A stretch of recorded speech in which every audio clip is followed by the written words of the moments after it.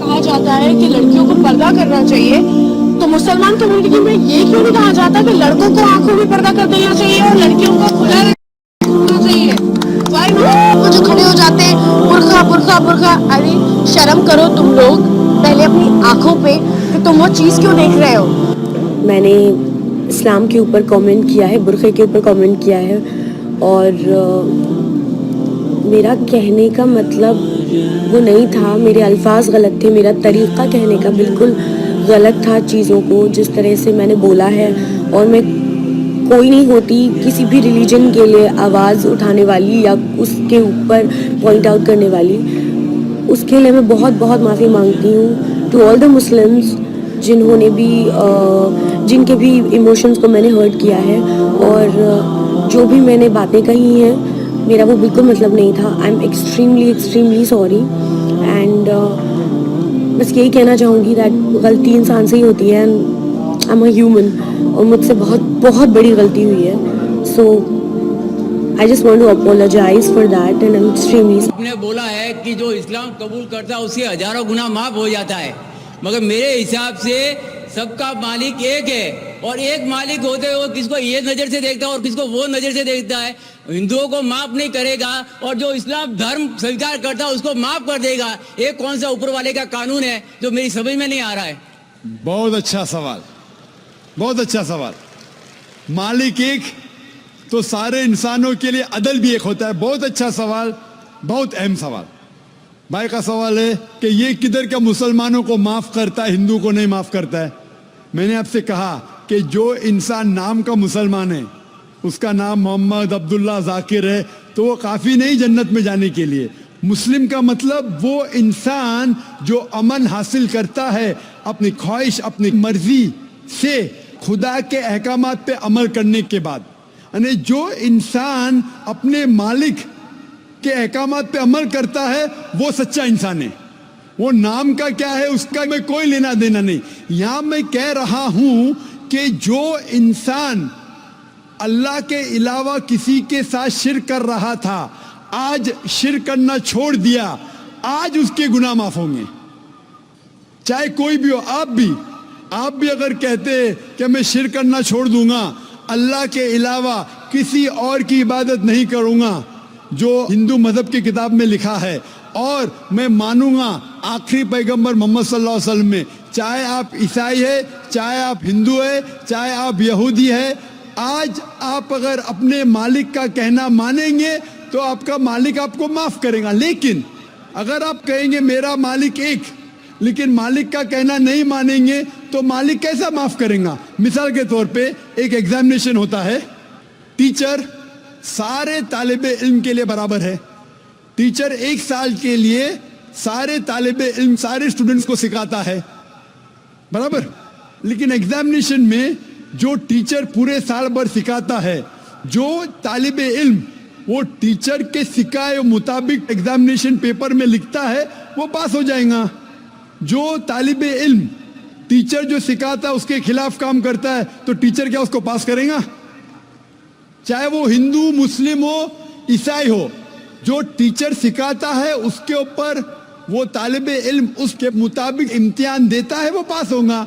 आपका मालिक हमारा मालिक एक है, सारी किताबों में लिखा है, हिंदू मजहब की किताब में, यहूद मजहब की किताब में, ईसाई मजहब की किताब में, इस्लाम मजहब की किताब में, सिख मजहब की किताब में कि मालिक एक है।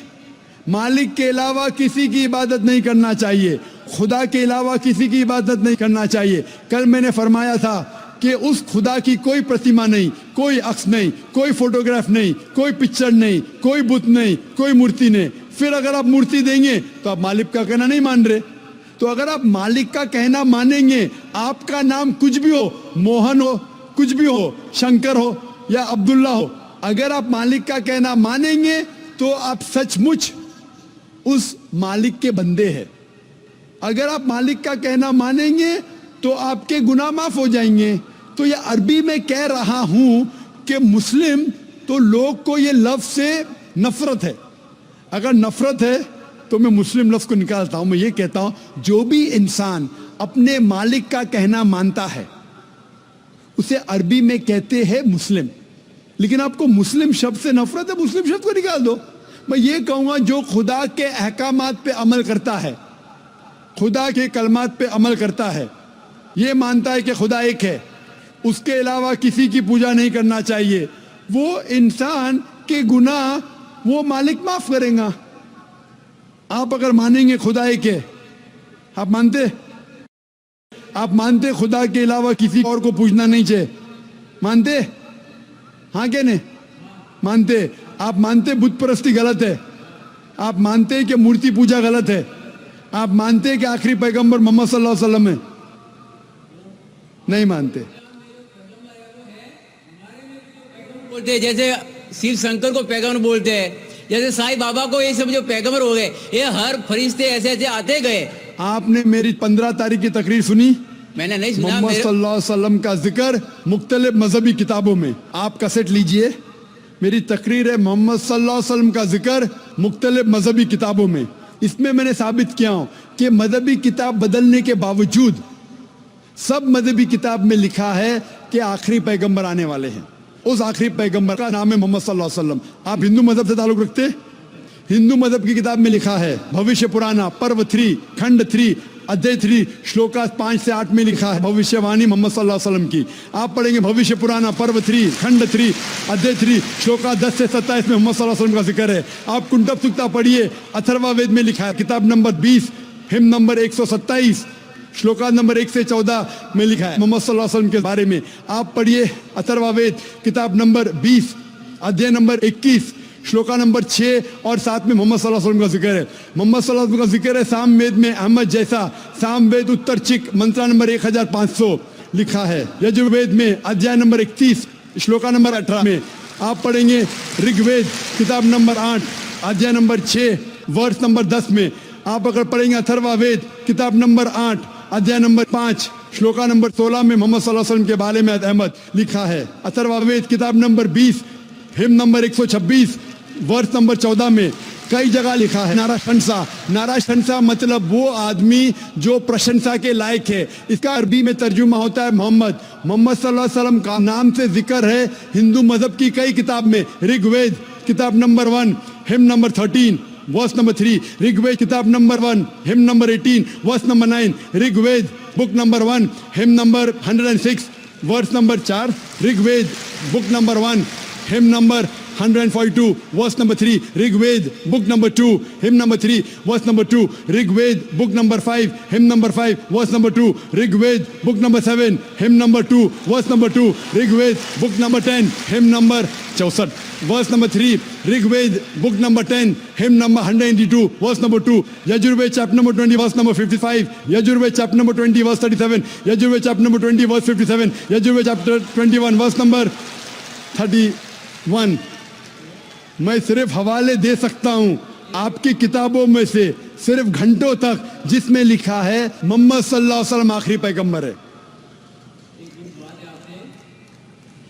आज जो इस्लाम कबूल कर रहे हैं उनको ये समझाओ कि इस्लाम धर्म क्या है, उनको वो समझ में, मेरे भी समझ में नहीं आ रहा था इस्लाम बोलते किसको है। आपने कहा कि जो लोग इस्लाम कबूल कर रहे हो उन्हें समझाओ इस्लाम धर्म क्या है, आप नहीं समझे, वो लोग समझे इसलिए तो इस्लाम कबूल किए, आप भी समझेंगे तो आप भी कबूल करेंगे।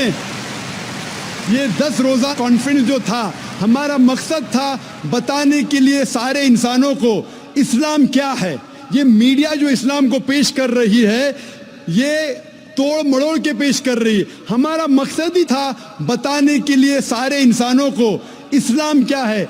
अगर आप इस्लाम को नहीं अब तक जाने तो बेशक कबूल मत करो, जब भी पहचान लेंगे इस्लाम को तो इंशाअल्लाह आप भी शहादत देंगे। मेरी दुआ है अल्लाह सुब्हानहू व तआला से, उस मालिक से कि आपको हिदायत दे कि आप ये माने कि अल्लाह एक है, अल्लाह के अलावा कोई माबूद नहीं और मोहम्मद सल्लल्लाहु अलैहि वसल्लम आखिरी पैगंबर है। मैं कहूँगा वॉलंटियर से कि आपको मेरी DVD दे, मोहम्मद सल्लल्लाहु अलैहि वसल्लम का जिक्र मुख्तलिफ मजहबी किताबों में, उसमें सारे हवाले हैं और एक खुसूसन तकरीर है मोहम्मद सल्लल्लाहु अलैहि वसल्लम का जिक्र हिंदू मजहबी किताब में, सिर्फ हिंदू मजहब में।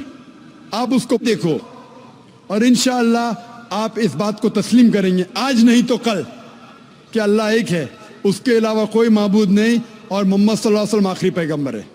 Hope the answers the question.